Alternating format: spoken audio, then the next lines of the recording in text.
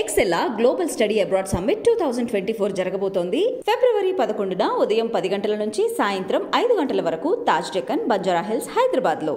ఈ వారం మన guest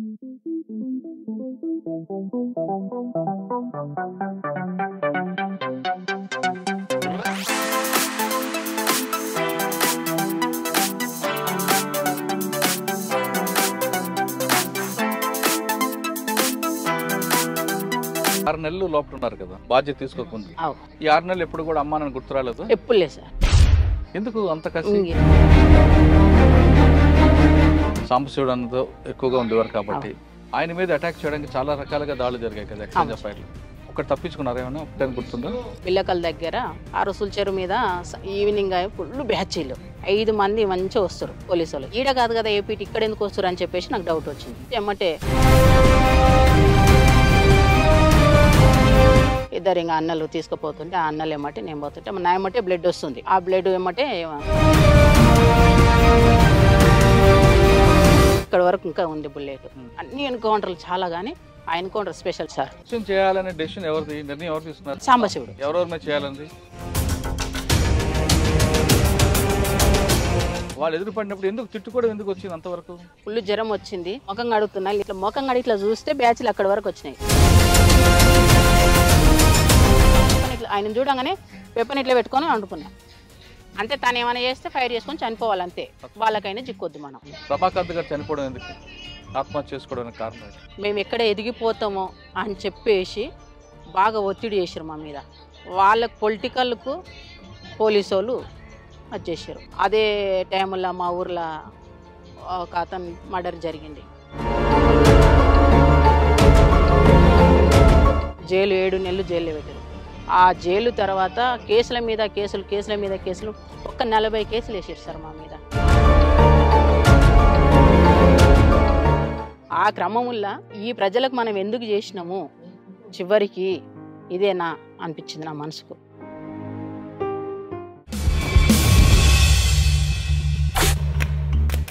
welcome to crime confessions.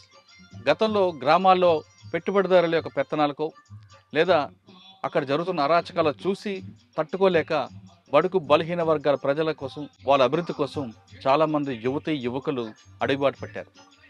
అడవిలోకి వెళ్ళిన తర్వాత వాళ్ళు నిరంతరం తమ ప్రాణాలని పన్నంగా పెట్టి తమ కుటుంబాలని, తల్లిదండ్రులని వాళ్ళకి త్యాగం చేస్తూ పేద ప్రజల కోసం చాలా కష్టపడ్డారు. ఆ విధంగా కష్టపడిన తర్వాత కొన్ని సంవత్సరాలకి వివిధ కారణాల చేత, అంటే కొంతమంది వ్యక్తిగత కారణాలు అవ్వచ్చు, మరి కొంతమందికి పార్టీల విభేదాలు అవ్వచ్చు, మరి కొంతమందికి ఇంకొక కారణంతో జనజీవన స్రవంతులు కలిశారు. ఆ విధంగా కలిసిన వారిని పరిచయం చేసే ఈ కార్యక్రమంలో ఈ వారం మన గెస్ట్ రజతక్క. అచ్చంపేటలో ఒకప్పుడు పోలీసులకి ముప్పతిప్పలు పెట్టిన రజతక్క, వైఫ్ ఆఫ్ రమాకాంత్ అన్న. రజతక్క అంటే అప్పట్లో అచ్చంపేట, నల్లమల ఆ ఫారెస్ట్లో ఒక భయం ఉండేది. రమాకాంత్ అన్న రజతక్క పేరు చేత పోలీసులకి చుక్కలు చూపించేవారు. పగలి చుక్కలు చూపించడం రజతక్కకు ఒక ఫేమస్ అనేది తెలుసు. రజతక్క అచ్చంపేటలో ఉన్నప్పుడు ఎటువంటి కార్యక్రమం చేశారు, అసలు అడవి బాట ఎందుకు పట్టాల్సి వచ్చింది, పట్టిన తర్వాత వాళ్ళు పార్టీలకు వెళ్ళినప్పుడు పేద ప్రజల కోసం వాళ్ళు ఏ విధంగా కష్టపడ్డారు, అక్కడ ఉన్న చెంచుల కోసం వాళ్ళు నిరంతరం ఏ విధంగా వాళ్ళు పరిజ్ఞానం కానీ రాజకీయ పరిజ్ఞానం తీసుకురావడంలో వాళ్ళు ఏ విధంగా కృషి చేశారు అనే అంశాలతో పాటు ప్రస్తుతం ఆవిడ జీవితం ఎలా కొనసాగుతున్న విషయాన్ని ఆ అక్కగానే తెలుసుకున్నాం. అక్క నమస్తే. రజతక్క, అచ్చంపేట, కొల్లాపూర్ ఆ ప్రాంతంలో ఒకప్పుడు మీ హవా. రజతక్క, రమాకాంత్ అన్న వీళ్ళందరూ పేర్లు చెప్తే చాలు భయపడేవారు. అంటే అప్పుడు పరిస్థితి ఆ విధంగా ఉంది కాబట్టి మీరు వెళ్ళారు. ఒక విధంగా చెప్పాలంటే పార్టీ ఆ విధంగా ముందుకు వెళ్ళబట్టి ప్రభుత్వం కూడా కిందకి దిగి గ్రామాల్లో మౌలిక సదుపాయాలు కల్పించడంతో పాటు మిగతా కార్యక్రమాలు చేపట్టడానికి వచ్చింది. అంటే మనం సామాజిక సమస్యగానో లేదా ఆర్థిక సమస్యగా చూడడం అనేది పక్కన పెడితే అసలు రజతక్క ఎందుకు అడవిబాటు పట్టింది, రజతక్క కుటుంబ నేపథ్యం ఎలాగుండేది, వెళ్ళిన తర్వాత అన్న ఎలా పరిచయారు, అక్కడ మీరు చేసిన కార్యక్రమాలు ఏ విధంగా ఉన్నాయి, బయటకు వచ్చాక అన్న ఏ విధంగా చనిపోయారు, ఇప్పుడు ప్రస్తుతం మీ జనజీవన సర్వంతి మీ జీవన విధానం ఎలా కొనసాగుతుంది? చాలా ఇబ్బందికరంగా ఉంది సార్. బయటికి రావడం అసలుకి రావద్దు నిజంగా, కానీ ఆ టైముల్లో అనివార్య పరిస్థితులల్లో నేను బయటికి రావడానికి కారణం ఏంటంటే హెల్త్ బాగాలేకున్నది, మలేరియా టైఫాయిడ్ వచ్చి నాకు నెత్తికి ఎక్కినది. నేను బయటికి వెళ్ళిపోతున్నా. ఆ రోజు నా దగ్గర వెపన్ కూడా లేకుండే. పోయి ఒక లమ్మడి మీరు గుడిసెల బయటికి రావడం చెప్పక ముందు ఉమ్. మీరు అసలు పార్టీలోకి ఎందుకు వెళ్ళారు? అడవి బాట ఎందుకు పట్టారు? అంటే మా ఊరు ఫారెస్ట్ దగ్గర ఉంటుంది. ఏ ఊరు? అచ్చంపేట మాది, పక్కల అది బల్మూరు మండలం, కొండనాల గ్రామం. మా ఊర్లో మొత్తం దొరలది పెత్తనం చాలా ఉంటుంది. ఉమ్, కానీ ఏ రోజు అట్లాంటి దొరలు మా కుటుంబం మీద ఎక్కడ కూడా చూపలేదు. కానీ బాగా మాది ఫారెస్ట్ పక్కల మా పొలము, అంటే ఇది ల్యాండ్. ఉమ్, అక్కడ మా చెలక అంగం సేమ్ ఇట్లనే ఉండేది. అప్పట్లో మా తాత 70 ఎకరాలు సంపాదించిండు మంచిగా. ఉమ్, ఇట్లాంటి పొలం వల్ల మేము మొత్తం అక్కడనే ఉండేవాళ్ళం మేము. ఆ క్రమం వల్ల అన్నలు వచ్చేవాళ్ళు. నాకు 90 ఏళ్ళ పరిచయం పార్టీ. ఉమ్. ఏం నేను చదువుకున్నారు మీరు? నేను 5th క్లాస్ వరకు చదువుకున్నా. ఓకే. ఇంకా 90 ఏళ్ళ పరిచయం. అప్పుడు నేను చిన్నగా ఉన్న ఇట్లా గొర్రెలు బర్రెలు అనుకుంటా అట్లా ఇట్లా ఉంటుండేవాళ్ళం. ఉమ్, ఇక తాత అట్లా ఉంటుండే. ఇక వస్తుంటూ పోతుంటూ ఉంటుండ్రి. అప్పుడు మాకేం తెలియదు అలా ఆట పాట వరకే. ఆ తర్వాత ఇక కొన్ని అనివార్య పరిస్థితులల్లా నాకెందుకు అందులో పోవాలి, ఎందుకు అనేది ఒక ఆలోచన వచ్చింది. ఉమ్, వస్తే ఫస్ట్ సాంబశివుడు స్పెషల్ కమాండర్ వచ్చారు అది నల్గొండ నుంచి ఈ జిల్లాకు. అప్పుడు నేను వస్తాను అంటే, నీవు చిన్న ఉన్నావు, నీకు ఇంకా టైం ఉంది అని చెప్పేసి వదిలిపెట్టేసి పోయాడు. మళ్ళీ 3 ఇయర్స్ తర్వాత నేను అనుకోకుండానే దళంకాడికి డైరెక్ట్ వెళ్ళిపోయినా. అంటే ఇంట్లో వాళ్ళే చెప్పలేదా? ఎవరికి చెప్పలేదు సార్, అంటే ఆ ఎవరికి చెప్పలేదు. భావజాలం అటు తిరిగింది, అంతే. తిప్పింది మీకు. అప్పటికే మా అన్న ఆర్ఎస్సీలో పనిచేస్తుండు. ఉహు, మా పెద్దన్న అప్పటికి కానిస్టేబుల్, కన్వానాలు వ్యవసాయం చేస్తారు. నాన్నకు 12 మంది మేము, ఉహు, అందులో నేనే చిన్నమని. ఉహు. ఇది పరిస్థితి. అప్పుడు ఇంక ఎక్కడ వెళ్ళిపోయినా. పరిచయం మీకు సాంబశివుడు? చిలక దగ్గరే, ఆహా, మా చిలక దగ్గరే. అప్పుడు స్పెషల్ కమాండర్కి వచ్చారు ఇక్కడ. అచ్చా. అప్పటి నుంచి చనిపోయిన సుదర్శను, ఉమ్, ఇక ఇప్పుడు కొంతమంది ఉన్నారు మనోళ్ళు, బయట ఉన్న వాళ్ళు వచ్చిన్నారు. ఇప్పుడు ఈ రాజన్న కూడా అక్కడ ఉన్న వాళ్ళు. అట్లా జరిగింది. పార్టీలకు వెళ్ళారు. వెళ్ళిపోయాను. పార్టీలకు వెళ్ళిన తర్వాత మీకు ఎవరు బాధ్యత తీసుకున్నారు? అప్పుడు జీవన్ అని మెదక్ డిస్ట్రిక్ట్ నుంచి వచ్చిండు, అప్పర్ ప్లాట్ల కమాండరు. ఉమ్, కామ్రేడ్ దగ్గరికి వెళ్ళింటివి. కామ్రేడ్ మంచిగా చూసుకున్నాడు మమ్మ. ఒక 6 మంత్ తర్వాత క్యాంప్ జరిగింది. క్యాంప్కి వెళ్ళినాం. అప్పుడు నల్లమల్లల రమకాంత్ కమాండర్. అయితే చెంచులకి ఏంది అంటే పొలం ఉంది పెంటలల్లా. దాని తర్వాత ఏమైందంటే ఇది సబ్సిడీలా ట్రాక్టర్లు వచ్చినాయి సార్. వ్యవసాయం మీద కొద్ది అవగాహన ఉంది నాకు. ఇక్కడే ఉంచిపోదాం అని చెప్పేసి మాధవ్ డిసైడ్ అయ్యిండు. రాష్ట్ర కమిటీ సభ్యుడు మాధవ్ ఉండు కదా, ఉమ్, అన్న డిసైడ్ ఇక్కడే ఉండండి, వ్యవసాయం ఎట్లా చేయాలని. అప్పట్లో నాకు గడెం కొట్టడం మొత్తం టోటల్గా పని వస్తుంది సార్. ఉమ్, ఆ టైంలో ఇంకా నన్ను అక్కడ పెట్టేసి వ్యవసాయం చెంచోళ్ళకు ప్రత్యేకంగా మక్కలు, ఆంద్యాలు వేపించి పండించినాం అక్కడ. చెంచుల్లో వాళ్ళకి పంట నేర్పడం నేర్పియడం. మామూలుగా వాళ్ళకి పండించడం వచ్చు, ఉమ్. కానీ కొంచెం ఆధునిక పద్ధతిలో ఇంకా చేయడం. అట్లా చేసి ఒక 1 year ఉన్న అక్కడ కూడా. ఇంకా మీరు 6 నెలలు లోపల ఉన్నారు కదా, అంటే చెంచులకి మీకు మీ బాధ్యత తీసుకోకముందు అవు. ఈ 6 నెలలు ఎప్పుడు కూడా అమ్మా నన్ను గుర్తు రాలేదు? ఎప్పుడు లేదు సార్, ఆ, ఇప్పటికి లేదు. ఆ, అప్పుడే కాదు ఇప్పుడు గుడకలేదు. ఎందుకు అంత కసి? ఎందుకు సార్. సరే, 6 నెలల్లో మీరు వెళ్ళగానే మీకు తుపాకీ ఎవరు పని బాధ్యత ఇవ్వకపోయినా సామాన్లు తీసుకెళ్లడం, నడిపించడం, ఎక్సర్సైజ్ ఇవన్నీ ఉంటాయి కదా, అవును ఇప్పుడే సార్. నడిపించిందా? అట్లా ఏం లేదు, నాకు 1 monthకే వెపన్ ఇచ్చారు. అంటే ఆ రోజు నేను బయట పని చేసిన కదా సార్, పార్టీకి పని చేసిన. ఇక ఆ టైంలో నాకు అన్నోళ్ళు ఎక్కడ పోతే పోగానే ఒక వెపన్ ఇచ్చారు. మరుసటి రోజే ఎమ్మడి తిప్పుకున్నారు. అప్పటికి నాకు ఏం ట్రైనింగ్ ఇట్లా ఏమి ఇవ్వలేదు. ఆ తర్వాత ఎప్పుడైనా ఒక బాధ గానీ ఒక భయం గానీ అనిపించలేదా? నాకు లేదు సార్. నైట్ టైం చీకట్లో అడవిలో పాము అని ఇవన్నీ వస్తుంటాయి కదా? ఎప్పుడు లేదు సార్, ఆ, ఎప్పుడు లేదు. మీతో పాటు ఎవరు ఉండరు అక్కలు ఇంకా? నాతో పాటు ఇక్కడ ఉన్న వాళ్ళు కవితక్క ఆ, ఇప్పుడు చేసింది, భాగ్యక్క చాలా సీనియర్ మాకున్న అక్క వస్తుందని చాలా ఆశించిన కానీ రాలే. సీనియర్ భాగ్యక్క ఉన్నది. వీళ్ళందరూ వచ్చారా? వాళ్ళందరూ ఉన్నారు. ఇంకా అక్కడ మేము ఉన్నాం, ఆహా. అందరు మంచిగా ఉన్నాం, కలిసిన వాళ్ళం, సమిష్టిగా ఉన్న వాళ్ళం. బాగా ఆడవాళ్ళకి కొన్ని సమస్యలు ఉంటాయి ఉన్నాయి సార్. కానీ అక్కడ అడవిలో కూడా ఉండేవా? ఉంటాయి అక్కడ వ్యక్తిగతంగా శారీరక సమస్యలు వస్తుంటాయి కదా? వస్తాయి, చూసుకుంటారు. అక్కడ పురుషులు మహిళలు అనే తేడా ఎవరు మా వాళ్ళు ఉండరు, వ్యత్యాసాలు ఎక్కడ చూడరు. మొత్తం సమాన హక్కు, మంచిగా చూసుకుంటారు. మహిళా కామ్రేడ్కి అయినా జెంట్స్ కామ్రేడ్ చూస్తారు, జెంట్స్ కామ్రేడ్కి ఏమైనా మహిళా కామ్రేడ్ చూసుకోవాల్సింది, కంపల్సరీ చూసుకోవాల్సింది. 6 నెలల తర్వాత మీకు చెంచులకి వ్యవసాయం నేర్పడం అనే కార్యక్రమం మీకు పార్టీ ఇచ్చింది. అవును సార్, ఆ పార్టీ ఇచ్చిన కార్యక్రమాన్ని భుజం మీద వేసుకుంటూ చేసినాం. ఆ విధంగా ఎంతకాలం ఉన్నారు అక్కడ? అక్కడ 1 year ఉన్నా సార్. ఇక్కడ అచ్చంపేట. అచ్చంపేటలో ఆహా. అచ్చంపేటలో 6 నెలలు ఉన్నా. సంవత్సరం నల్లమల్ల అడవుల్లో ఉన్నా. ఉమ్. ఆ తర్వాత కొల్లాపూర్కు పంపించారు. ఆ, కొల్లాపూర్కి వచ్చేసిన. అక్కడ ఒక 6 నెలలు 7 నెలలు చేసిన. ఆ, కొంతకాలం అయిన తర్వాత ఇక మళ్ళీ ఈ ఆర్గనైజేషన్ కొద్దిగా బెటర్ ఉన్నట్టుంది అమ్మాయి, కొద్దిగా తీద్దాం అని చెప్పేసి కొద్దిగా స్పెషల్గా నన్ను తీసారు. తీసి బయట మొత్తం సాంబశివుడు వర్క్ చేసిన నేను. ఉహు. ఒక సాంబశివుడు అన్నకి వెళ్ళక ముందు ఆ. కొల్లాపూర్ ఇవన్నీ ప్రాంతం పనిచేస్తారు కదా, ఉమ్. ఈ ప్రాంతంలో పీపుల్స్ కోసం మీరు చేసిన మంచి కార్యక్రమం చెప్పండి. అప్పట్లో ఇక కొల్లాపూర్లో కానీ అచ్చంపేట అంటే మీరు చెంచుల కోసం చేశారు. అవును సార్. కొల్లాపూర్ ఆ ప్రాంతం కొల్లాపూర్లో మేము రివర్ బెల్ట్ తోటి చాలా సంబంధం ఉంటుంది ఈ కొల్లాపూర్ వాళ్ళకు. ఉమ్, చేపలది ఎక్కువ. ఉమ్, తర్వాత వలసల మీద ఇక్కడ వాళ్ళు ఎక్కడ లేరు. నేను ఈరోజు గతంలో మన మహేష్ అని చనిపోయాడు, తూంకుంట మహేష్. ఉమ్, ఆయన చనిపోయిన కామ్రేడ్ చనిపోయినప్పుడు వచ్చినప్పుడు అంత కొల్లాపూర్ అంతా మారిపోయింది సార్. నేను పార్టీలో ఉన్నప్పటికీ మొన్నటికి ఇప్పటికీ కొల్లాపూర్ అంతా మారిపోయింది. వాటర్ లేదు. వలస మీద తీసుకున్నాం సబ్జెక్టు. వలసలు పోవద్దు అని చెప్పేసి ఊర్లల్లో తిరగడం, ఆర్గనైజేషన్ చేయడం, ఉమ్, వాళ్ళకి ధైర్యం కలిపియడం, ఉమ్, దాని మీద ఫైట్ చేయడం. వీళ్ళు గుంపు మేస్త్రులు ఉంటారు, ఉమ్, గుంపు మేస్త్రులను తీసుకొచ్చి కొట్టడం, ఉమ్. చెప్పడం, వార్నింగ్ ఇవ్వడం, దీని మీద ఆ సబ్జెక్ట్ మీద చేసినాం. అంటే పార్టీ నిర్ణయాల మేరకు కొన్ని కార్యక్రమాలు చేశారు. Okay sir. చాలా మంది పేద ప్రజలు మీ అడవులకు వచ్చి అన్నాలు కలుసుకొని అప్పుడు కొన్ని సమస్యలు చెప్పేవారు. చెప్పినప్పుడు వాడిని దండించాలి లేదా శిక్షించాలి, ప్రజాకోర్టులో వాడిని పనిష్మెంట్ ఇవ్వాలి అనుకున్న నిర్ణయం తీసుకున్నవి మీరేమైనా ఒకటి చేశారా? సింగిల్ గా కాకుండా గ్రూప్ చేసినాం. ఏం చేస్తారు? స్వామి అని కమాండర్ ఉండే ఇక్కడ కొల్లాపూర్కు. అతను కమాండర్ చేసి వాళ్ళ దాంట్లో మేము పాల్గొనే వాళ్ళం. ఇక ప్రజా కోర్టు పెట్టడం, కూర్చోబెట్టి పిలిపించి మాట్లాడడం, వినకపోతే తనడం, అవన్నీ చేసాం సార్. ప్రజాకోర్టులో మీరు ఒకటి సంఘటన చెప్పండి, బాగా గుర్తుండిపోయింది. ప్రజా కోర్టు అంటే షింగోటం జరిగింది సార్. అక్కడ ఇచ్చారు, అక్కడ మాట్లాడారు, సాంబశివుడు మాట్లాడిండ్రు. నేను సెంట్రీ పోస్టు, నీవు ఎక్కడ వస్తారు నా సెంట్రీ పోస్టు అది అట్లా. అక్కడ అంటే తర్వాత కుడికిళ్ళలో గుడక ప్రజా కోర్టు పెట్టినాం. ఆడగుడక కొంతమందిని పిలిపించి మాట్లాడి ఆడగుడక ఇంటర్వ్యూ ఇచ్చి అవి చేసేసినాం అక్కడ గుడక. ఓకే.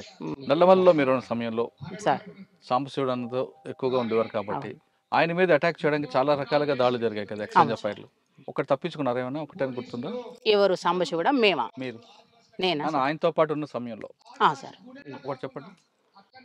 ఇది మన కొండనాల నుంచి బిల్లకల్ అడవులు సార్.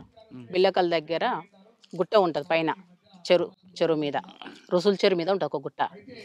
ఆ రుసుల చెరువు మీద ఈవినింగ్ అయి ఫుల్ బ్యాచీలు. ఈవినింగ్ అయింది, ఒక కామ్రేడ్ చాలా ఛాయ్ పిచ్చాయి కామ్రేడ్కు. ఇక వచ్చేసి మొత్తం కట్టెలు ఇడిచేసి ఛాయ్ పెడుతున్నాడు. ఆ టైంలో నేనేం చేసిన అంటే, నేను అప్పటికి 1+1 కమాండర్. నేను వెళ్ళిపోయి మొత్తం అన్నీ ఇంత కటింగ్ పేపర్ తీసుకొని పోయినా. వాళ్ళు చదువుతుంటే నేను బయటికి ఎట్లా పోయినా, వాష్రూమ్కి పోయినా. వెపన్ పెట్టుకొని వస్తారు. వెపన్ పెట్టుకొని వస్తుంటే ఏందబ్బా వీళ్ళు నల్గొండలా మనోళ్ళ అని చెప్పేసి నేను చూసేసిన. 2 అక్కలు సెంట్రీలు ఉండరు. అక్కలు కొద్దిగా ఏదో టెన్షన్ పడ్డరు, డౌన్ అయిపోయారు. కూర్చున్న వాళ్ళు డౌన్ అయిపోయారు, అట్లే పండుకున్నారు. ఎందుకు పండుకున్నారు అబ్బాయిలు అని చెప్పేసి నేను చూసే వరకు 5 మంది మంచిగా వస్తారు, పోలీసు వాళ్ళు ఇన్సాస్లు వేసుకొని వస్తారు. మాకే నల్గొండలో ఏపీటీ ఉన్నది, కానీ ఈడ కాదు కదా ఏపీటీ, ఇక్కడ ఎందుకు వస్తారు అని చెప్పేసి నాకు డౌట్ వచ్చింది. వచ్చేసి ఎమ్మటే ఫైర్ అని గట్టిగా కాసిచ్చేసిన, ఎమ్మటే ఫైర్ చేసేసిన. సాంబశివుడు, రమాకాంత్ వీళ్ళంతా రిట్రీట్ అయ్యారు. నేను ఒక్కదానే అయిపోయినా. అక్కడికి సెంట్రీ పండుకుంది, ఎమ్మటే నా మీద అటాక్ చేసేసారు. 5 మంది వెపన్స్తో మొత్తం నా మీద తూటాలు గుర్చేసినాయి. ఎమ్మటే గాయం ఇక్కడ నుంచి ఇక్కడ మొత్తం ఇక్కడ వరకు ఇంకా ఉంది బుల్లెట్. ఇక గాయాలైనాయి. ఇక అందరు వారిపోయారు, ఒక 3 ఉన్నారు, నన్ను తీసుకుపోయారు. ఇంకా మా ఎమ్మటే మొత్తం బ్లడ్. మా కామ్రేడ్స్ 2 ఉన్నారు నా ఎమ్మటి, జెంట్స్ కామ్రేడ్ 2. ఇంకా అన్నలు తీసుకుపోతుంటే ఆ అన్నలు ఎమ్మటే నేను పోతుంటే నా ఎమ్మటే బ్లడ్ వస్తుంది. ఆ బ్లడ్ ఎమ్మటే వచ్చేసారు పోలీసులు. అప్పుడు ఒక 8 రోజులు మేము డివైడ్ అయిపోయినాం, ఎక్కడోళ్ళం అక్కడ డివైడ్ అయిపోయి చాలా ఇబ్బంది పడ్డాం. ఆ ఎన్కౌంటర్లు మామూలు ఎన్కౌంటర్, అన్ని ఎన్కౌంటర్లు చాలా, కానీ ఆ ఎన్కౌంటర్ స్పెషల్ సార్. ఎందుకు అంటే ఎక్కడోళ్ళు అక్కడ విడిపోయారు, నాకు గాయమైంది. ఇక సాంబశివుడు ఎట్లా దిగారు, అన్ని ఊర్లలో బ్యాచీలు అంటే పెంటలల్లా అంతా ఏంటిది చింతకాయలు కలుసుకొని తిన్నాం సార్. తర్వాత మన బియ్యం నానబెట్టుకొని, ఆ ఎమర్జెన్సీ బాటిల్ ఉంటే మాకు ఎమర్జెన్సీకి ఇక్కడ, అందులో బియ్యం నానబెట్టుకొని తినేసినాం. 2 days అయింది. సాధ్యం అయితే లేదు. పైన చార్సిన మేడం హెలికాప్టర్లో కుమింగ్ చేస్తుంది. అప్పటికి ఒక ఎన్కౌంటర్ అయింది. బొమ్మనపల్లి అతను సీన్ అని కామ్రేడ్ చచ్చిపోయిండు. ఇక ఫుల్ బ్యాచ్లు సార్, ఎక్కడ పోయినా బ్యాచ్లు. ఇక నాకు సాయంత్రం వరకు మొత్తం ట్రీట్మెంట్ చేసేసారు. మళ్ళీ తెల్లారి ట్రీట్మెంట్ చేసేసి బ్లడ్ కంట్రోల్కి వచ్చేసింది. ఒకటే చెప్పేసిండు, ఏం చెప్పిండంటే నీవేం చేస్తావో బ్యాచ్లు మొత్తం రిటీట్ కావాలని చెప్పేసి నాకు చెప్పేసిండు. సమస్య సరే చలో అని చెప్పేసి నా ఎమ్మటి ఒక మురళి అనే అన్న ఉన్నాడు, వచ్చిండు.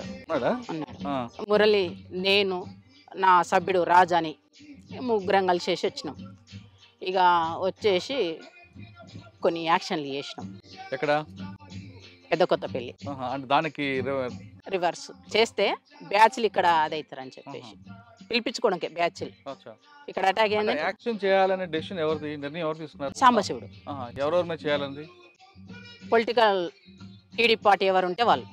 ఏం చేస్తారు టీడీపీ పార్టీ ఉన్నప్పుడు ఎంపీపీనే ఆయన, బహుశా ప్రేమ్ ప్రకాష్ అంటే ఆయన నేరం చేశాడా లేదా పార్టీ నిర్ణయం మేరకేనా?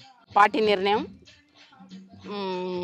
పదవిలో ఉంది కాబట్టి, గవర్నమెంట్ పదవిలో ఉన్నాడు కాబట్టి. ఎక్కడ ఎన్ని గంటలప్పుడు చేశారు యాక్షన్? ఎన్ని గంటలకా? పొద్దుగాల 12 గంటలకు. మిట్ట మధ్యాహ్నం. కానీ పోలీసులకు మీరంటే ఎందుకు అంత అప్పుడు హడలు ఉండేది?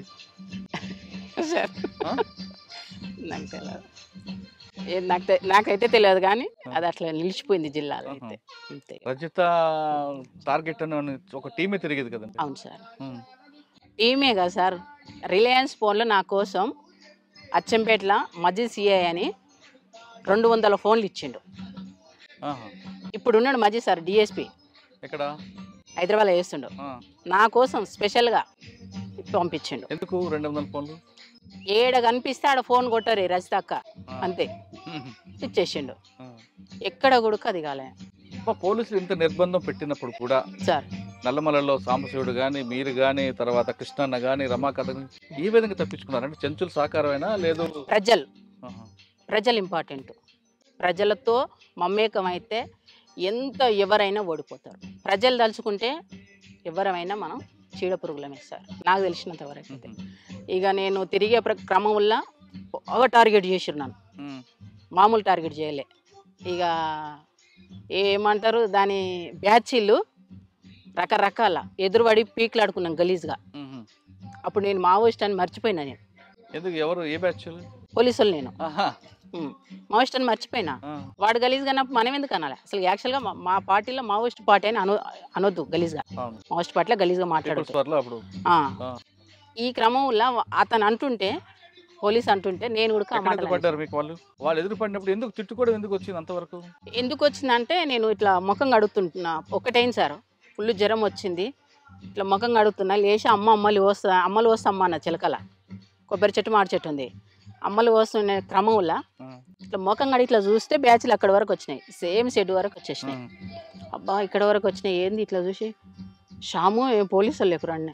ఏం కామ్రేడ్ అన్నా? కామ్రేడ్ ఎప్పుడు వెళ్ళిపోయాడు. నేనేం చేయాలి? నేను జ్వరం అతనున్నా. లేచి చూస్తే అంతా మొత్తం బ్యాచ్లు చుట్టుముట్టేసినాయి. ఆ బ్యాచ్ మొత్తం నాకు రౌండ్ ఆఫ్ చేసినాయి. ఏం చేయాలో నాకు అర్థం కాలే. ఒక ఎంత 8-9 ఫీట్ల ఎత్తుకు గోతి ఉంటుంది, గోతిలో దుంకేసిన. ఇక్కడ పోయింది అని చెప్పేసి అన్నారు. వాళ్ళు అటు వాగానే ఇట్లా లేచిన. ఇంకా బూతులను తిట్టుకుంటే ఏమంటారు, ఫైర్ చేయలే వాళ్ళు. ఫైర్ చేస్తే పడిపోయేదాన్ని. వాళ్ళు నేను కనీసం ఒక 6 కిలోమీటర్ రన్నింగ్ సార్. 6 కిలోమీటర్ మామూలు రన్నింగ్ కాదు.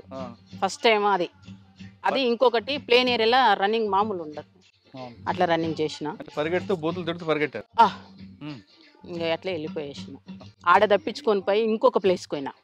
ఇంకొక ప్లేస్కి పోయి వర్షాన్ని ఉంటే ఆ వర్షాల వైపు వర్షాన్ని ఎర్జి ఉంటుంది కదా ఒడ్డు, ఆ ఒడ్డు పక్కల వండుకున్న వర్షాన్ని స్టార్ట్ చేసుకొని నా పైన పక్కనే వచ్చేసి కాలు చేతులు కడుక్కుంటాడు పోలీస్ ఆయన ఉడక బోర్కాడ. ఏందబ్బా అని ఇట్లా చూస్తే అట్లే అనికి పండుకున్నా. ఏమనుకోలే, వెపన్ తీసుకుని ఎడబెట్టుకుని ఇట్లనే అనికి పండుకున్నా. ఆయన ఏమనలే, ఆయన కడుక్కుంటుండు, వేసి కడుక్కుంటుండు. నేనేం చేస్తున్నా, వెపన్ ఇట్లా ఆయన చూడంగానే వెపన్ ఇట్లా పెట్టుకొని వండుకున్నా. అంటే తను ఏమైనా చేస్తే ఫైర్ చేసుకొని చనిపోవాలంతే, వాళ్ళకైనా చిక్కొద్దు మనం. అది మా పార్టీ బాగా చెప్పారు. మరి ఆయన చూడలేదా మిమ్మల్ని? నన్ను చూడలే. చూడలే. పక్క గడుకు వెళ్ళిపోయాడు.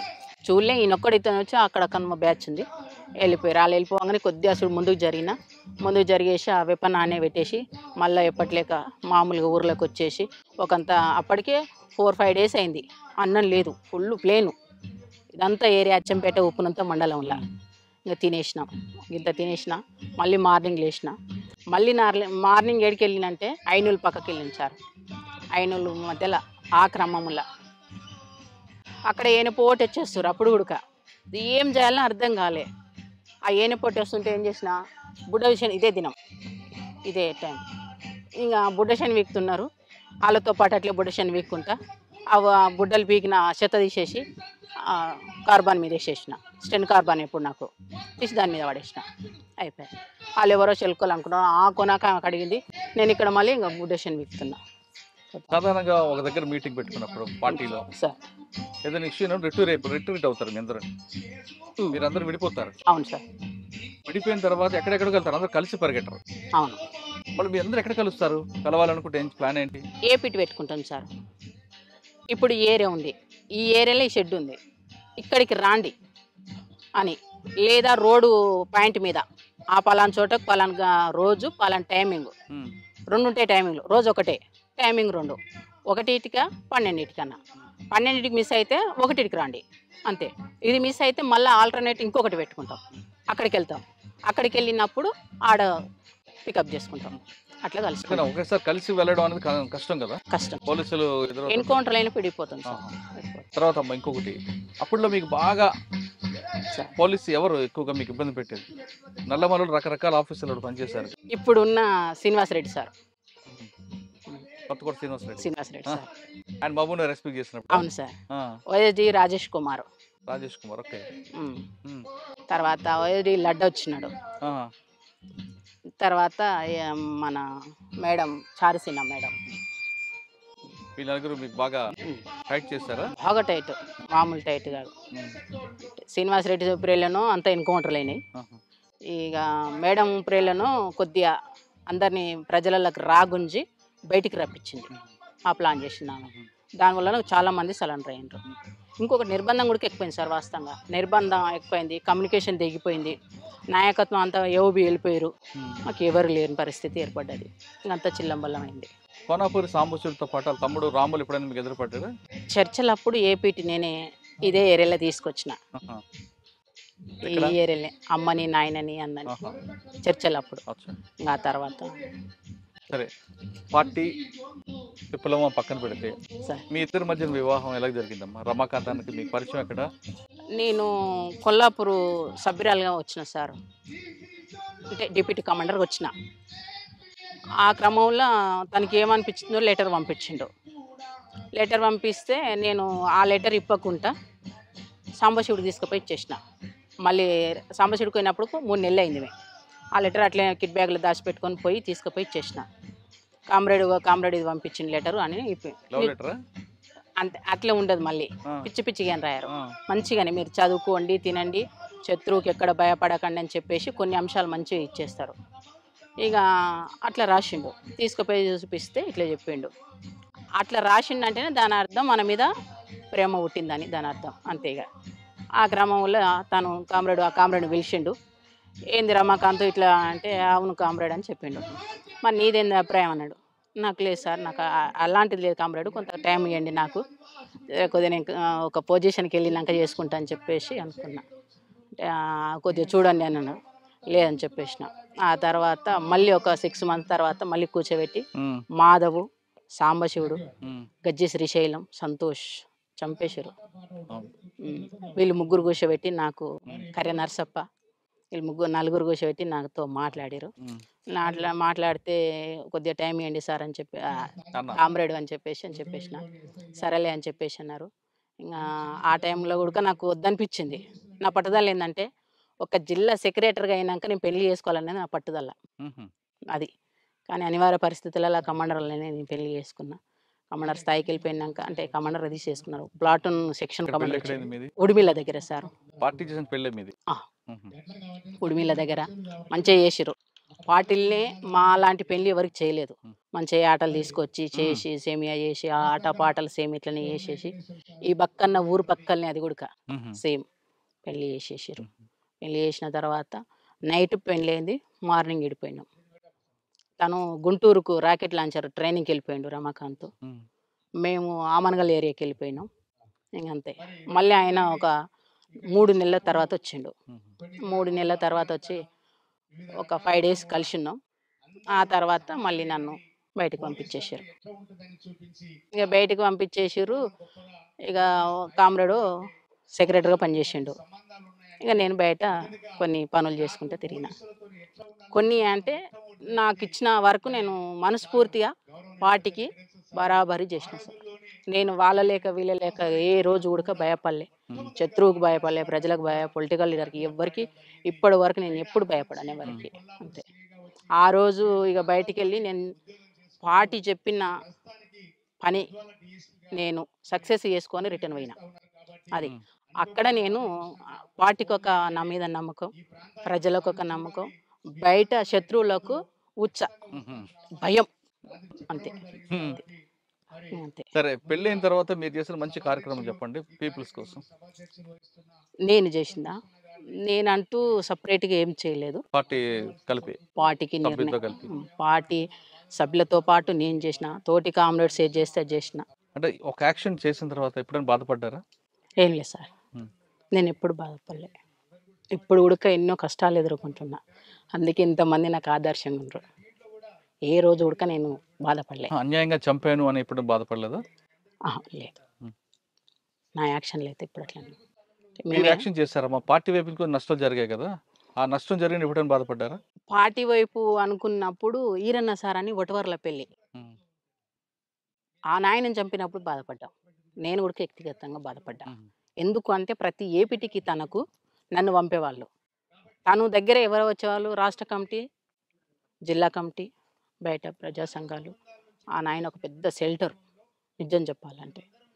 ఇక ఏదో అనివార్య పరిస్థితులల్లో మనోళ్ళకి ఏదో అర్థం కాని పరిస్థితులల్లో వేరే కామ్రేడ్ ఇక్కడ వచ్చినాడు. ఆ గోండు వాళ్ళు కొద్దిగా భాష తేడా. ఏం జరిగిందో చనిపోయినాక పేపర్ వస్తే సాంబశివుడు మేమంతా షాక్ అయిపోయినాం. ఏంది ఇట్లేందుకైంది ఇట్లేందుకైంది. ఇమ్మీడియట్గా ఎప్పుడో ఉన్న ఏపీటీకి ముందుగా అతను అడ్వాన్స్ పోయి చెప్పేసి మా తప్పు అని చెప్పేసి ఇంటర్వ్యూ ఇచ్చినాం సార్ మేము. ఈరన్న సార్ని చంపింది తప్పని ఇంటర్వ్యూ ఇచ్చినాం మేము. ఎవరు చంపింది? భగత్ అని ఇక్కడ జిల్లా సభ్యుడు, ఆయన ఆ ప్రాంతంలో అప్ప చెప్పిండ్రు. రమాకాంత్ ఇక్కడ తీసుకుండు. ఆ క్రమం వల్ల అట్లా జరిగింది. అప్పుడులో జరిగిన కొన్ని పోలీసులు ఇల్లు కానీ లేదంటే ఎక్స్చేంజ్లు బ్లాస్టింగ్లు మీ ఉన్నారా? అవునా సార్, మననూరు దాడిలో ఎన్కౌంటరు ఆ దాడిలో ఏమైందంటే అందులో మాకు ఇచ్చిన ఇన్ఫర్మేషన్ ఏంటంటే ఒక సెంట్రీ ఉంటుంది, వెపన్స్ అంతా సైడ్కు ఉంటాయని చెప్పేసి నేనే మ్యాప్ తీసుకుపోయిన ఉడక నేనే అక్కడ మ్యాప్ తీపించుకొని 1 days అక్కడ ఉండేసి నేను తీసుకొని వెళ్ళిపోయినా. అదే మ్యాప్ని బట్టి మేము ప్లాన్ చేసుకొని దాడికి ఒక 3 రోజులు 4 రోజులు రిహార్సల్ చేసినాం. దాడి ఎట్లా వేయాలని చేసి వెళ్ళిపోయినాం. ఆ వెళ్ళిపోయే క్రమంలో ఏ సెక్షన్ A1 నేనే, అంటే ఫస్ట్ వెళ్ళిపోయే టీం. అక్కడికి వెళ్ళిపోయే వరకు ఉంది సెంట్రీ ఉందని నేను కాషన్ ఇచ్చేసిన. ఆయన ఏం కాదు ఫైర్ అని చెప్పేసి మైక్ పెట్టేసిండు. ఆ మైక్ ఎట్లాడిది ఇప్పుడు కూరగాయలను గట్టి అరుస్తారు, ఆ మైక్ మేము తెచ్చేసుకున్నాం అప్పటికే. ఆ దాడేపడికి ఆ మైక్లో చెప్పేస్తుండు సాంబశివుడు. ఎక్కడ సెంట్రీ ఉన్నారు? మీద పోలీస్ స్టేషన్ మీద పైన. ఓకే. అక్కడికి వెళ్ళినాక ఫైర్ అయింది. ఫైర్లు చేసి మొత్తం ఇంకా ఒక 1 minute అయితే అతను దుంకుతాం గోడకు. ఫస్ట్ నేను దుంకేసిన, నా తర్వాత కిరణ్ దుంకిన తర్వాత నెక్స్ట్ కామ్రేడ్కు గొంతులో తూటపడ్డది సార్. గొంతులో తూటపడి ఎన్నుబొక్క కాడ వెళ్ళింది, స్పాట్లో చనిపోయిండు. ఇంకొక కామ్రేడు ఇప్పుడు కొల్లాపూర్ కమాండర్ చేసిన స్వామి అన్న కదా, ఆ కామ్రేడ్కు తొడకు పడ్డది. ఇద్దరు మాదికి అయిపోయారు.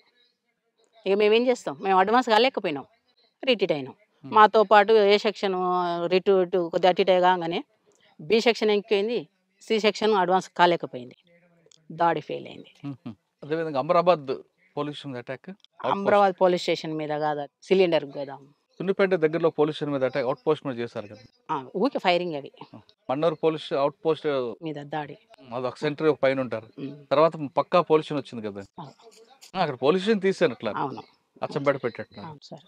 అట్లా జరిగిపోయింది. కదమ్మా, పెళ్ళి అయింది, పార్టీలో ఉన్నారు, యాక్షన్లు అన్నీ జరిగాయి కదా, మరి ఎందుకు బయటికి ఎందుకు వచ్చారు? బయటికి రావడానికంటే అందరూ అప్పటికి సలన్ అయింది సార్. మేము నలుగురు కామ్రేడ్స్ ఉన్నాం. నలుగురు ఇట్లా నేను నా భర్త ఉన్నాం. ఆ క్రమంలో నాకు బాగా టైఫాయిడ్ మలేరియా వచ్చేసింది. నన్ను సీరియస్గానే ఒక 3 నెలలు లోపడిగానే ఉంచుకున్నారు, బయటకు పంపలే. ఎందుకంటే ఇవి సీరియస్ బయటకు పోతే మళ్ళీ తిరిగి చంపేస్తారు అనేది ఒక బాగా ఉన్నది, పంపలేదు. చివరికి రమాకాంత్ ఏం చేసిండు, హెల్త్ అన్న బాగా చూపించుకొని డెన్నులను ఎక్కడన్నా పెడదాం అని చెప్పేసి పంపించిండు. పంపించేస్తే అచ్చంపేట ఏరియాలోకి వచ్చిన.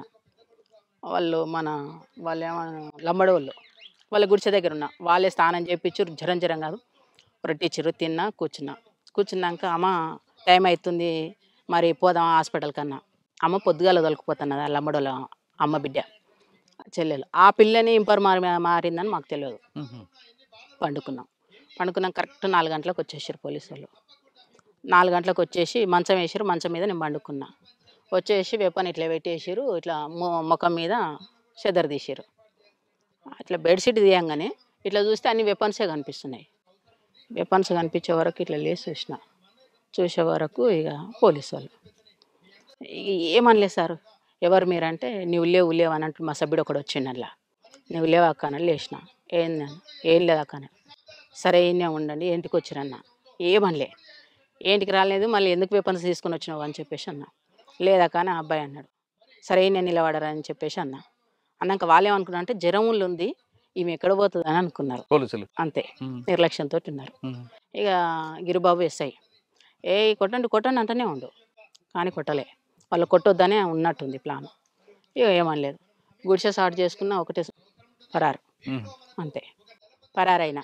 పరారైనా ఇక ఆ జ్వరం మొత్తం ఎక్కడ పోయినా నాకు తెలియదు. 4 days అసలుకి నేను ఎక్కడో ఏం చేసినా నాకే తెలియదు సార్. అప్పటికి బాగా ఇబ్బందులు ఉన్నా. మళ్ళీ పొయ్యి వచ్చేసి బిలకంట్ల ఆ పోలీసులు దారిలో వండుకుంటే అక్కడ మొత్తం మా రిలేషనే మొత్తం వచ్చేసి ఎవరు ఈడ వండురు, ఎవరు చంపేసిపోయారు అని. చివరికి వస్తే నేను అక్కడ మా అన్న ఉన్నాడు, మా మేనబావ ఉంటాడు. వాళ్ళిద్దరు పోటు వచ్చేసారు. చూసినాక ఎవరు మీరంటే ఏమంటలేను. ఇంకా చివరికి తీసుకెళ్ళారు ఇంటికి తీసుకెళ్ళి ఏమైందమ్మా ఏం లేదు, ఇంటికి గుడక తీసుకుపోలేదు వాస్తవంగా. అక్కడ వాళ్ళ గుడిసె ఉంటుంది, గుడిసె దగ్గర కూర్చోబెట్టారు. వీళ్ళు తీసుకొని పోతుంటే అక్కడ నుంచి పోలీసులు వచ్చేసారు, గుడిసెని రౌండప్ చేశారు. అంతే, ఇక ఏం మాట్లాడలేదు, రౌండప్ చేశారు. ఇక మా అన్న అంటుండు, మా చెల్లెని చంపకండి, వచ్చింది మేము చెప్తాం సార్ అని మొత్తుకుంటుండు. ఏం చంపముకో లక్ష్మి, ఎందుకు బాధపడతావు ఆగు అని చెప్పేసి అన్నారు. అంతే, ఇక తీసుకొని పైనకి తీసుకొని కొద్ది దూరం నడిపించారు. 4 కిలోమీటర్లు నడవాలి, వెహికల్ ఉండదు అక్కడ. 4 కిలోమీటర్లు నడిచినాక ఇంకా వాళ్ళ వెహికల్ అని ఎక్కించుకొని వచ్చారు. అప్పటికే మా అన్న మా ఊరు. అవును సార్. సరెండర్ కాదు. లేదు సార్. రమాకాంత్ ఎప్పుడు దొరికారు? రమాకాంత్ దొరకకుండా తను నా తర్వాత 3 నెలల తర్వాత తను ఎవరి వాళ్ళకు ఫోన్ చేసి వాళ్ళ ద్వారా సరెండర్ అయ్యాడు. అంటే పార్టీకి చెప్పే సరెండర్? ఇంకా పార్టీ ఎక్కడ సార్ జిల్లాలో లేదు, మా ఇద్దరు వరకే క్లోజ్, లేదు సభ్యులంతా వెళ్ళిపోయారు. ఆయనతో పాటు 2 సభ్యులు. తర్వాత పార్టీ నల్లమల్ల పూర్తిగా కంప్లీట్ అయినప్పటి వరకు నేను 2007 లాస్ట్లో 8 ఆ టైంలో వచ్చేసాను. అది మాతోటే క్లోజ్ అయిపోయింది. ఈ జిల్లాలో అయితే మాతో క్లోజ్ అయిపోయింది. మీరు సరెండర్ అయిన తర్వాత మీకు ఇవ్వాల్సిన ఇచ్చారా రమాకాంత్ గారికి ప్రభుత్వం? కామ్రేడ్కు 5 లక్షల రివార్డు ఉందన్నారు, ఇచ్చిర్రు. నాకు 3 లక్షలు అని చెప్పారు, ₹1,00,000 ఇచ్చారు. ఏది మేము ఎక్కడ ఆశపడలేదు. దాన్ని తీసుకొచ్చుకొని మేమేం చేయలేదు, ట్రాక్టర్ తెచ్చుకున్నాం, మేమే ఖర్చు ఏం పెట్టుకోలేదు. ట్రాక్టరు ఒక 2 సంవత్సరాలు నడిచింది సార్. ఇంకా తర్వాత ఇంకా కింది మీదకి అయిపోయింది, అంతే. కదమ్మా, బయటకు వచ్చారు, ప్రభుత్వం ఇచ్చిన డబ్బులతోనూ ట్రాక్టర్ కొనుక్కొని సామాన్య కుటుంబంలో నడుస్తున్న సమయంలో రమాకాంత్ గారు చనిపోవడం ఎందుకు, ఆత్మహత్య చేసుకోవడానికి కారణం ఏంటి? చనిపోవడానికి కారణం ఏంటంటే మేము బయటకు వచ్చి మంచిగా ఉన్నాం సార్. మంచిగా ఉన్న క్రమం వల్ల ఈ పొలిటికల్గా మేము ఎక్కడ ఎదిగిపోతామో అని చెప్పేసి బాగా ఒత్తిడి చేశారు మా మీద. వాళ్ళకు పొలిటికల్కు పోలీసు వాళ్ళు వచ్చేసారు. ఇక పోలీసుల టార్చర్ మామూలుగా లేదు సార్ మాకు, ఎంత అంటే అంత మామూలుగా లేదు. ఇక అదే టైంలో మా ఊర్లో ఒక అతను మర్డర్ జరిగింది. ఆ మర్డరు మా రమకాంతే చేసిందని చెప్పేసి ప్రపోజల్ చేసి తన మీద నెట్టేసారు. నెట్టేస్తే తను ఓపెన్గా పోయి చెప్పలేడుగా, నేను చెప్పలేనని చెప్పలేడుగా, చెప్తూనే ఉండి అప్పటికైనా అయినా వినలేదు. తీసి ఇక లోపల పడేసారు. జైలు 7 నెలలు జైల్లో పెట్టారు. ఆ జైలు తర్వాత కేసుల మీద కేసులు ఒక్క 40 కేసులు వేసారు సార్ మా మీద, తన మీద. ఆ 40 కేసులు వచ్చే వరకు 7 నెలలు బెయిల్ రావడానికి. అది తిరగడానికి ఒక 3 సంవత్సరాలు మొత్తం కంప్లీట్గా కోర్టుకే తిరిగింది. ఒక అత్తమామ సంపాదించిన ఒక 4 ఎకరాల ల్యాండ్ ఉంటే అమ్ముకున్నా, ఒక ప్రైవేట్ ప్లాట్ ఉంటే అమ్ముకున్నా, ఒక బేస్మెంట్ ఉంటే అమ్ముకున్నా. ఇక నానా కష్టాలు పడ్డా. ఎవరి దగ్గరికి పోయినా కానీ ఆ రోజు ఈరులు సూరులు అని మాట్లాడారు ప్రతి ఒక్కరు, ఎవరు సహకరించాలి. అంటే అప్పుడు అనిపించింది నాకు, ఇలాంటి చెత్త వ్యవస్థకు మనం పనిచేసినామా, నేను ఎందుకు పోయినా, ఈయన ఎందుకు పోయింది, ఎందుకు చేసింది చెత్త వ్యవస్థలా, మాకు అప్పుడు అనిపించింది సార్. అప్పటి వరకు మంచిగా అనిపించింది. కానీ ఆ తర్వాత బయటకు వచ్చినాక మేము ఇన్ని ఇబ్బందులు పడుతుంటే ఎవరికి మాకు హెల్ప్ చేయలే. ఏ పొలిటికల్ లీడర్ హెల్ప్ చేయలే, ఏ పోలీస్ హెల్ప్ చేయలే. సాధారణ జనం మమ్మల్ని అంటేనే ఒక దొంగ, ఒక రవిడి ఈ కోణంలోనే చూసిండు. ఆ పరిస్థితిలో వెళ్ళిపోయింది. అంటే అప్పుడు అర్థమైంది వ్యవస్థ అంటే ఏంటో మీకు. అంతే, ఈ చెత్త వ్యవస్థకి మేము ఎందుకు చేసినాము, అందుకే ఇప్పటి వరకు నా మైండ్ లేదు ఈ చెత్త వ్యవస్థకి ఎందుకు. ఇప్పటి కూడా పొలిటికల్గా రా అని పిలుస్తారు నన్ను, కానీ ఇలాంటి వ్యవస్థకు నేను సెట్గానేమనిపించింది సార్. నేను అది చాలా అసలు ఇవన్నీ ఒడిదుడుకులు ఎదుర్కొంటూ వస్తున్నాం. నేను పార్టీలా బలంగా ఒడిదుడుకులు ఎదుర్కొంటూనే ఎదిగిన, ఇక్కడ ఉడక ఒడిదుడుకులతోటే బతుకుతున్నా. అన్న ఎలా చనిపోయారు, ఆత్మహత్య చేసుకున్నారా? అవును సార్. అన్న మీద తెలిసి వయసులో లోపలికి వెళ్ళారు. అవును సార్. అమ్మా నాన్న కాదని అక్కడ పార్టీ ఆదేశాల మేరకు పీపుల్స్ కోసం పనిచేశారు. రమాకాంత్ పెళ్లి చేస్తున్నారు. ఒక చిన్న కుటుంబం ఇది. మీకు జీవితం అంటే పార్టీ లేదంటే రమాకాంత్ అన్న, ఇంకా వేరే ప్రపంచం ఏం తెలియదు సార్. బయటకు వచ్చిన తర్వాత ఇంక ప్రపంచం అంతా కూడా రమాకాంత్ అన్న పాప. అటువంటిది ఒకేసారి రమాకాంత్ గారు సూసైడ్ చేసుకుంటే, ఆత్మహత్య చేసుకుంటే మీకు ఏమనిపించింది? ఇక కుటుంబం జీవితం అంత ఇంతే అనుకున్నారా? అంటే అంతకన్నా ముందు తను జైల్లో ఉన్నప్పుడు ఫీల్ అయినా సార్. నేను జైలు కాడికి ఒకరోజు తప్పించి ఒకరోజు, పాప చిన్నది, ఒక 2 సంవత్సరాల పాప. ఆ పాపను ఎత్తుకోవాలి, పోవడానికి ఛార్జీకి పైసలకు కూలి పోవాలి. నేను కూలి పోతే 2 రోజులు కూలి పోతే ఆ కూలి పైసలు తీసుకొచ్చుకొని ఈ జైలు కాడికి పోవాలి. నేను ఈ స్టేజ్కి వచ్చేసింది నా పరిస్థితి. ఇక అప్పుడు అనుకున్నా, వద్దు ఇట్లాంటి పరిస్థితులు వద్దని చెప్పేసి చాలా కష్టపడి చాలా ఇబ్బందులు పడి తనను బయటికి తీసుకొచ్చుకున్నా. తనను బయటికి తీసుకొచ్చుకున్నాక ఇంకా అప్పులు చాలా అయినాయి. ఏం చేయాలో మాకు అర్థం కాని పరిస్థితి. ఒక్కొక్క కేసుకు ఒక్కొక్క లాయర్ ఒక 50,000 తీసుకున్నారు సార్. అట్లా 40 కేసులు ఉన్నాయి నాకు మా సార్ మీద. ఆ 40 కేసులు నేను ఎక్కడి నుంచి ఎట్లా కట్టాలి, అన్నీ తీసుకొచ్చిన తర్వాత అమ్మేసిన తర్వాత చాలా ఆర్థికంగా ఇబ్బందులు ఎదుర్కొన్నాక కొద్దిగా అటో ఇటో కొద్దిగా మంచినే. తను ఎక్కడ పోకపోయేవాళ్ళు. నేను తన పాపను పెట్టుకొని ఉండేది, చిన్న షాప్ పెట్టుకొని ఉండేది. నేను వెళ్ళేదాన్ని కూలికి, డైలీ కూలికి పోయి నేను భోజనం కోసానికి సంపాదించుకుని, నేను ఏమి సంపాదించాలి ఇప్పటి వరకు కూడా ఏం సంపాదించుకోవాలి. ఆ క్రమంలో ఈ ప్రజలకు మనం ఎందుకు చేసినాము, చివరికి ఇదేనా అనిపించింది నా మనసుకు. ఆ రోజు బాధ అనిపించింది. తను చనిపోయిన నాడికన్నా ఆ రోజే ముందే ఫస్టే బాధ అనిపించింది. అట్లా అనిపించింది. ఆ క్రమంలో అత్త మామ కష్టపడి సంపాదించిండు. ఈ క్రమంలో మీకు నయ్యం ఎప్పుడైనా ఎదురుపడలేదా?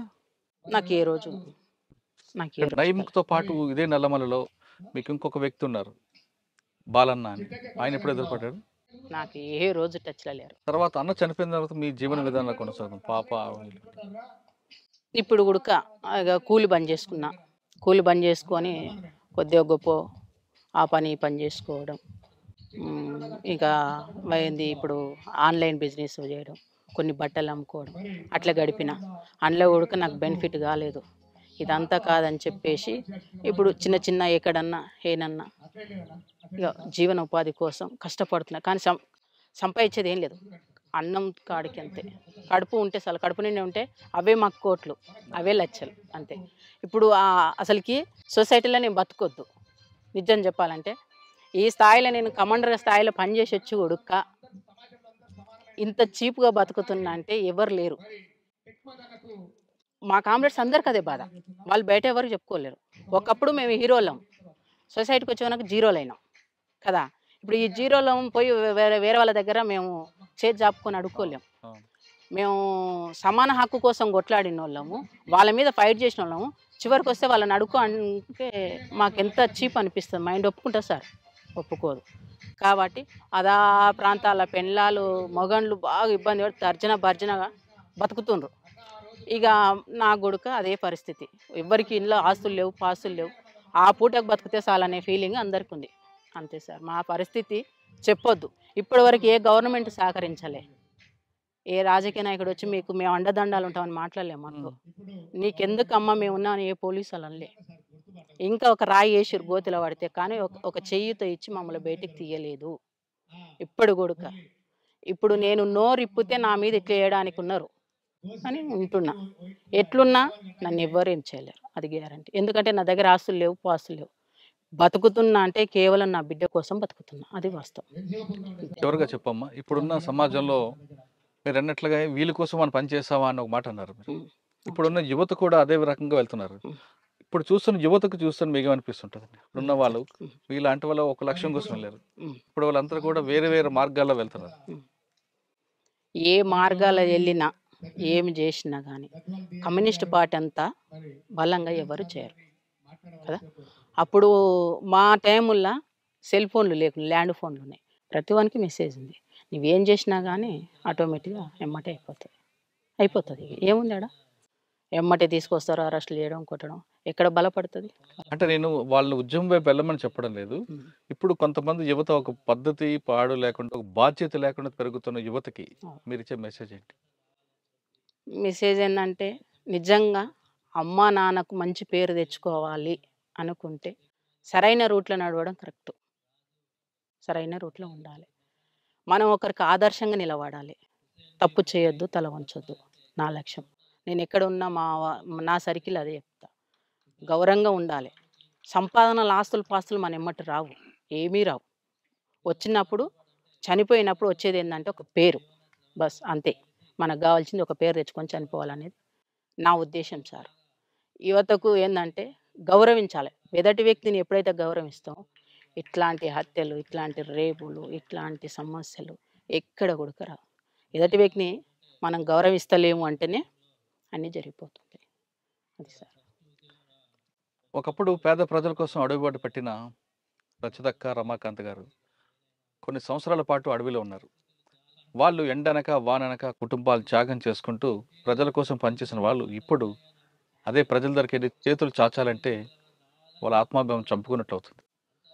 కొంతమంది నక్సలెట్లాగా మాజీలుగా మారి తర్వాత సెటిల్మెంట్ చేయడం చేతకాక అటువంటి బాట పట్టక ఏమి ఇంకా సాధారణ కుటుంబంలో జీవిస్తున్నారు. ఆవిడ చెప్పే మెసేజ్ ఒకటే, ఇప్పుడు రాబోయే యువత కూడా, చూస్తున్న యువత కానీ ఎవరికైనా కానీ ఒక బాధ్యతగా పెరగండి, సమాజానికి మంచి పేరు తీసుకొచ్చేలా చేయండి, దానివల్ల మీ కుటుంబానికి కూడా మంచి పేరు వస్తుందంటూ రచతకు చెప్తుంది. ఇది ఈ వారం రచతతో ఎక్స్క్లూజివ్ ఇంటర్వ్యూ. వచ్చే వారం మరో గెస్ట్తో మళ్ళీ కలుద్దాం. అంతవరకు నమస్తే. Thank you.